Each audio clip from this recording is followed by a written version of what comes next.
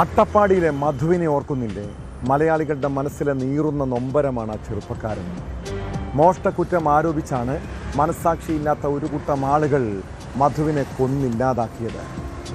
ആ ആൾക്കൂട്ട കൊലപാതകത്തിൽ അട്ടപ്പാടി മാത്രമല്ല വിറങ്ങലിച്ചത്, ഈ നാട് മുഴുവനുമാണ്. ഇന്ന് എറണാകുളം പെരുമ്പാവൂരിൽ നിന്ന് സമാനമായ ആൾക്കൂട്ട കൊലപാതകത്തിൻ്റെ വാർത്ത കേട്ടു. പ്ലൈവുഡ് കമ്പനിയിൽ മോഷ്ടക്കുറ്റം ആരോപിച്ച് അസം സ്വദേശിയായ നൂറുൽ ഹുസൈൻ എന്ന യുവാവിനെ സംഘം ചേർന്ന് മർദ്ദിച്ച് കൊലപ്പെടുത്തുകയായിരുന്നു. സംഭവത്തിൽ 6 ഇതര സംസ്ഥാന തൊഴിലാളികളെ പോലീസ് കസ്റ്റഡിയിലെടുത്തു. കഴിഞ്ഞ ദിവസം രാത്രിയിലാണ് നാടിനെ നടുക്കിയ സംഭവം.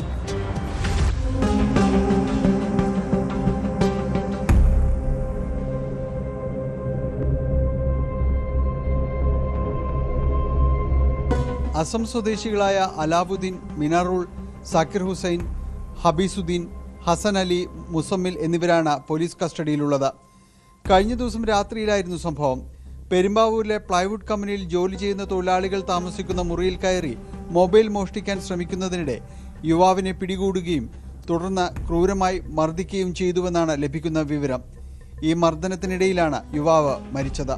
കൊല്ലപ്പെട്ടയാളെക്കുറിച്ച് ആദ്യഘട്ടത്തിൽ കൂടുതൽ വിവരങ്ങൾ ലഭ്യമായിരുന്നില്ല. അസം സ്വദേശി നൂറുൽ ഹുസൈനാണ് കൊല്ലപ്പെട്ടതെന്ന് പോലീസ് അന്വേഷണത്തിൽ വ്യക്തമായി. ഇയാൾ മോഷണക്കേസുകളിൽ ഉൾപ്പെട്ടിട്ടുള്ളയാളാണെന്ന് പോലീസ് പറയുന്നു.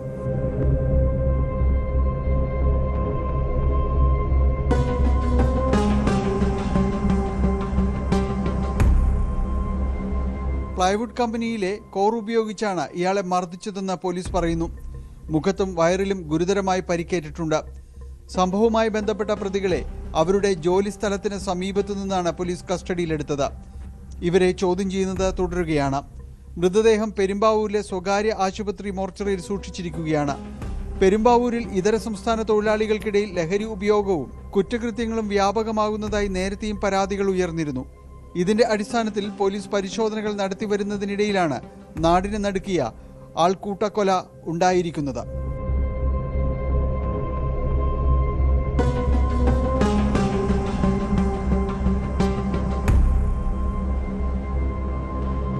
ന്യൂസ് 18 കൊച്ചി.